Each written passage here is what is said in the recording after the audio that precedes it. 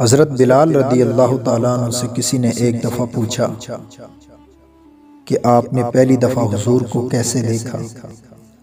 بلال رضی اللہ تعالیٰ عنہ فرماتے ہیں کہ میں مکہ کے لوگوں کو بہت کم جانتا تھا، کیونکہ میں غلام تھا اور عرب میں غلاموں کے ساتھ انسانیت سوز سلوک عام تھا۔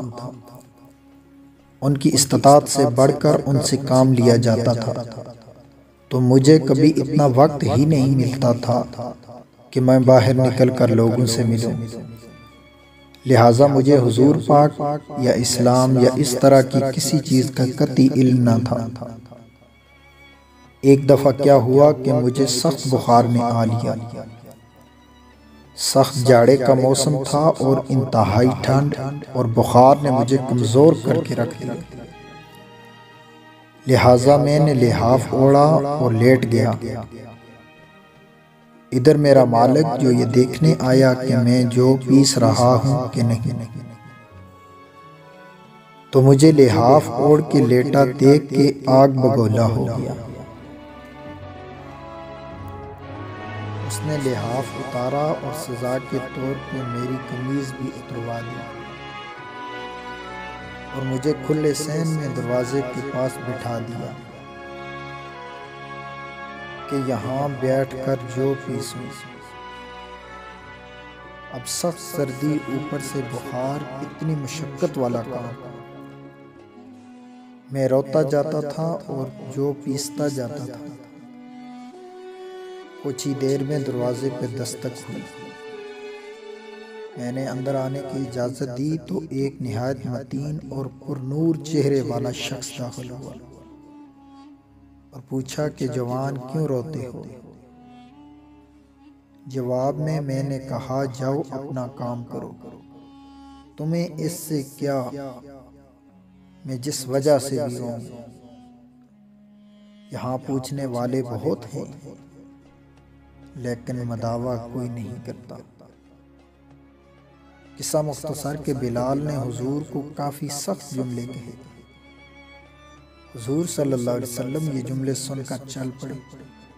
جب چل پڑے تو بلال نے کہا کہ بس، میں نہ کہتا تھا کہ پوچھتے سب ہیں، مداوا کوئی نہیں کرتے۔ حضور یہ سن کر بھی چلتے رہے۔ بلال کہتے ہیں کہ میرے دل میں جو ہلکی سی امید جاگی کہ یہ شخص کوئی مدد کرے گا، وہ بھی گئی، لیکن بلال کو کیا معلوم کہ جس شخص سے اب اس کا واسطہ پڑا وہ رحمت للعالمین ہے۔ حضرت بلال کہتے ہیں کہ کچھ ہی دیر میں وہ شخص واپس آ گیا۔ اس کے ایک ہاتھ میں گرم دودھ کا پیالہ اور دوسرے ہاتھ میں کھجوریں تھیں۔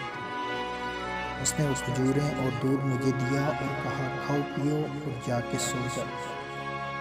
میں نے کہا تو یہ جو کون پیسے گا؟ نہ پیسے تو مالک صبح مارے گا۔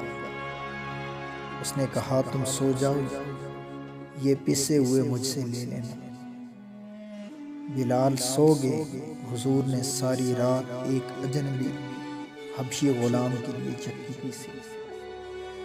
صبح بلال کو پسے ہوئے جو دیے اور چلے گئے۔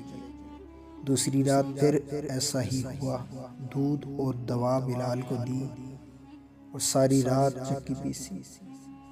ایسا 3 دن مسلسل کرتے رہے، جب تک کہ بلال ٹھیک نہ ہو گئے۔ یہ تھا وہ تعارف جس کے بطن سے اس لافانی عشق نے جنم لیا کہ آج بھی بلال کو صحابی رسول بعد میں اور عاشق رسول پہلے کہا جاتا ہے۔ اور وہ بلال جو ایک دن اذان نہ دے تو خدا تعالی سورج کو طلوع ہونے سے روک دیتا ہے۔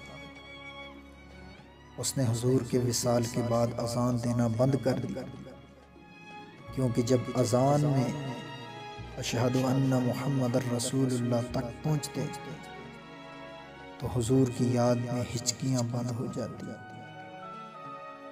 اور زار و قطار رونے لگتے تھے۔